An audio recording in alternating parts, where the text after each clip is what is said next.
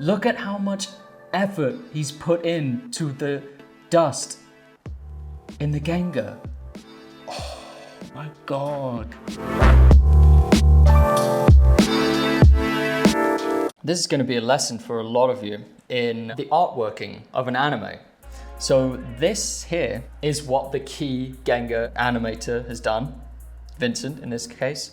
And this here is what I assume makes it into the final piece of animation. I tracked down both of them and I decided to put them into the same project file. I'll play it through a few times for you. This one will last for longer, but let's break it down frame by frame. Essentially, everything is the same here. The dot here is almost in the same place, but not quite. So they might have just shifted the timing of the dots on the timeline a little bit here, either by accident or on purpose, or maybe I didn't line these ones up perfectly.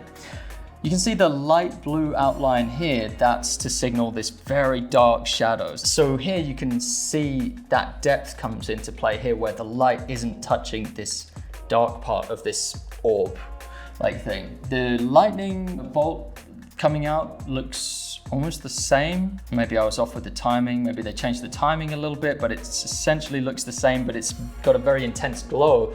So some of the finer details of the shapes here are a bit lost in the glow, which is fine, that's just how it is. This really intense shape here, turns out it looks like it's kind of a gas, like a steam or something. It's translucent here. And I gotta say, the background looks really nice now. Like it was quite flat looking before with this version, but now it's, with those colors in, it looks really nice. I don't even know what some of these elements are. Like I don't know what the red particles are actually supposed to be, whether it's blood or something, who knows. But whenever I do one of these anime breakdowns, you guys in the comments tell me what the lore is for these animes, because I don't watch this like episodically. If I wanted to get a start on One Piece, it would take me a long time. It would take me a long time to get to this episode. But you guys can correct me in the comments, you probably are anyway, whether I ask you to or not. Okay, so let's step this forward. Okay, so this one actually gets to the impact frame a little bit earlier. Let me see if I got it right. Here, this one, you can see it's very flat. It's just got the three colors, whereas this one, it's now introduced a light gradient. You can see that that gradient occupying the yellow really makes a big difference. It goes from complete white in the center, and then it falls off into yellow. And I think that's a very good improvement for anyone wanting to artwork their own animations. You can learn from that. Adding the gradients it tastefully in places can do a lot for your scene, as can the glows. You know, adding the glows really makes a difference here as well.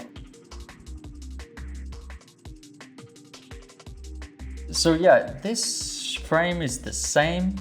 They've just added a little bit of chromatic aberration on the fringes of this shot. Here they took away this frame with the lens flare, interestingly enough. They've also worked in that gradient into the globular lines themselves. Pretty similar here. This one had some color variations for some of the beams that are coming out, but the artworking has kind of taken them all away. Yeah, this looks really nice actually. And then you can see that that beam that actually crosses over the frame is almost like a little transition into the next shot where now we've pulled away. I assume that's the impact center right there, which is like the crosshair on this very, very detailed shot of the dragon, taking that impact.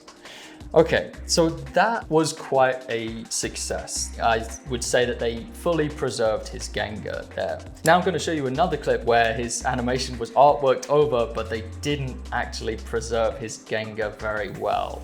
Take a look.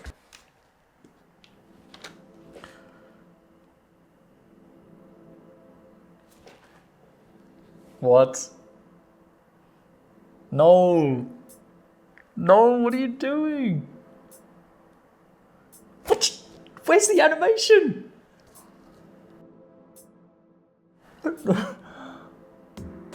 Oh no, what are you doing? What are you doing? What are you doing? Where are the frames? No. Oh my God, if that was my animation, oh my God. If that was my animation and I'd worked for weeks on that sequence and then they did this to it, like I'd drawn all those keyframes so beautifully and then they just cut it all with this still frame for ages. I mean, look at the Ganga on that. That's beautiful. And then this one is just, she's just in this pose with these intensity lines and a little bit of hair shake. And then look at the depth on the top one. Look at the depth on the top one versus the artworked one. What did they do? What's going on with the arms? Oh my God. Look at that. They just took away that shot of the arms there in the depth. Why? Did they just like not budget this correctly, or why did they do this? There's just a still image. Okay, this is a budget thing.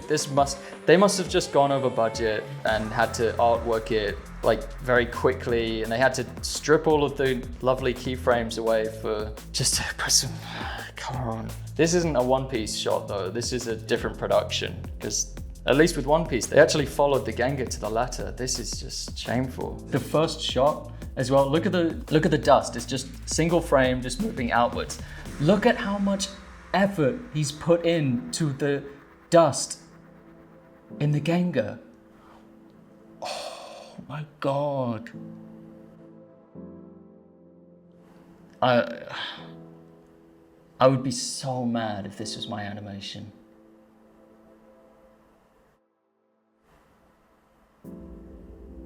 Oh, look at all those poses, and they're so nice as well. The weight on them is so nice. It's so natural looking. Flows so well. Why even hire an expert animator if you're not gonna use this stuff that they make? Like, he put a lot of thought into this sequence. That's such a shame. Anyway, whatever. I feel bad for him in this sequence, if this is him. I hope you learned something from this video, from me going through these sequences frame by frame. Thank you very much for watching. And now it's time to hear a plug from me before I got a beard. If you want to make animations of your own, Mastering Motion is an advanced online animation course designed to train you in techniques that go far beyond the principles of 2D animation. Advanced techniques like 3D hand-drawn camera movement, fight choreography, effects animation, character animation, as well as my reference process. If that sounds a bit too advanced for you, if you're a beginner, then I've got you covered as well with my Getting Started in 2D Animation course. This one lays the foundations of everything you need to make your own animated films. That includes drawing principles, animation principles, storyboarding principles, and the rendering process. And this is all in one place. No need to hunt down obscure videos in distant corners of the internet. We build you up with animation exercises that grow in complexity as you learn more. It's a course that will help you to develop the ability to fully realize on the screen whatever crazy ideas are going on in your head. Go to animatorguild.com to learn more about these. The link is in the description and pinned in the top comment of this video. Subscribe to the channel, leave a comment if you like, and I'll see you in the next one. Goodbye.